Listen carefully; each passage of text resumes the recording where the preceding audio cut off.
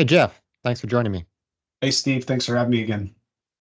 Not a problem. Hey, we are talking about boomers contributing to the housing shortage right now today.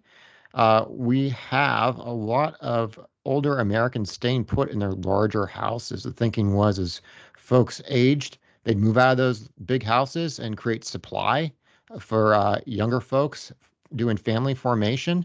But we're just not seeing that happen. About 28% of all U.S. homes with three or more bedrooms are owned by people between the ages of 60 and 78. Um, that's according to Redfin. Millennials living with children own just 14% of those bigger homes. And a recent Fannie Mae survey found that most Americans 60 and older don't intend to ever move. Just kind of want to talk about this one a little bit in the context of the housing shortage we're seeing and how this maybe kind of contributes to that a little bit.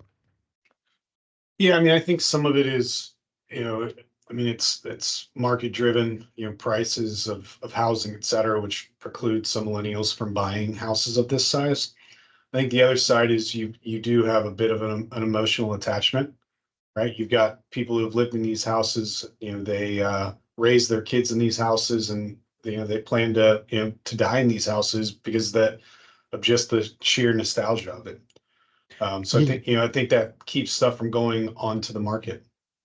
yeah, I agree. I think you've also got some other factors here, right? In that if they do have a mortgage, it's probably, really low rates Yeah. and for them to get another mortgage means a jump in rates. So they kind of got those golden handcuffs if they have a mortgage that's keeping there. If they don't have a mortgage, they might be looking at the capital gains hit they're going to take on any profits. Well, I mean, Um, you also have to consider that even if they have a mortgage and maybe it's a reverse mortgage and they're not having to deal with any of it.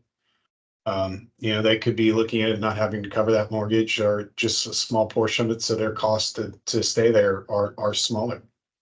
yeah, so I think the transaction itself isn't super financially efficient. And I think that's one thing that's contributing to some folks staying put. I think you're absolutely right, though. There is an emotional component to this that economists sometimes overlook that people don't make decisions just based on quantitative models. That Yeah. sometimes they're like, hey, this is the house I raised my kids in. This is the house I want to die in. But what it is driving is that those larger houses with people in it that don't need a larger house, they're not coming to market. They're just staying there, most of them. And now we've got a situation where those folks that do need a larger house for a family, it's really, really tight supply on top of the other tight supply issues we're seeing in the market.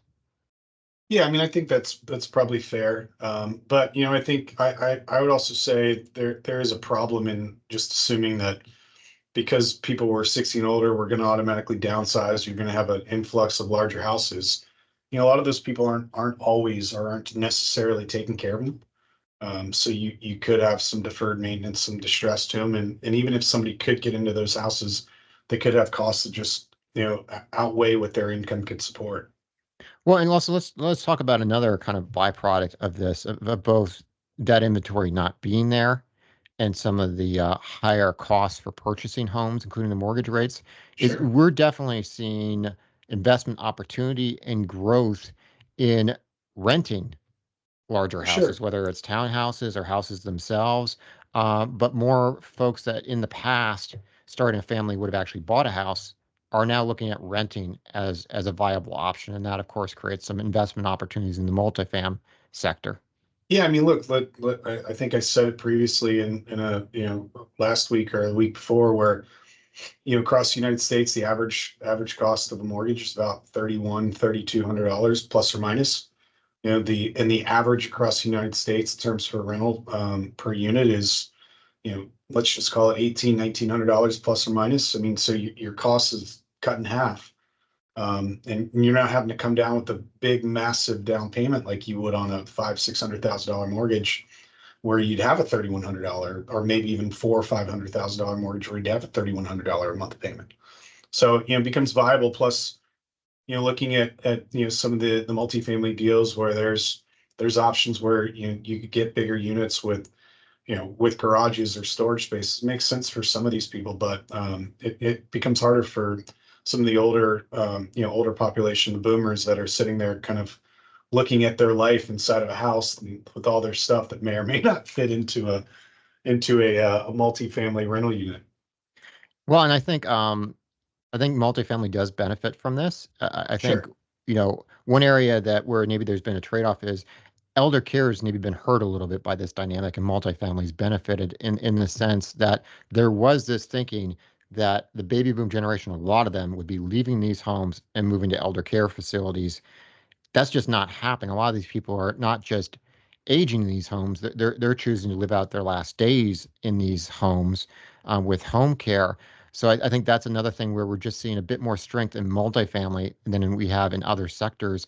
And this is one of those factors that people just didn't really see coming to the degree it has of how much of this larger home inventory would get locked up. So, I think that's another thing that's kind of pointing us again towards really liking a lot of what we're seeing in the multifamily sector, especially in certain markets. And this is one segment, is kind of the larger home segment that we see some growing demand for and some tight supply conditions for. Yeah, I mean, and I'd probably add to it as well. Finding a larger home in a primary market is going to cost you even more. And finding a larger home for a millennial, even in a suburban area where your average price per square foot across all houses is X. Now applying that to a larger footprint, your costs are going to dramatically rise as well. So, I think there's a lot that gets considered with it, especially from the pricing and cost, I guess pricing and or cost of buying a larger home for somebody who may or may not have the money for the down payment, et cetera.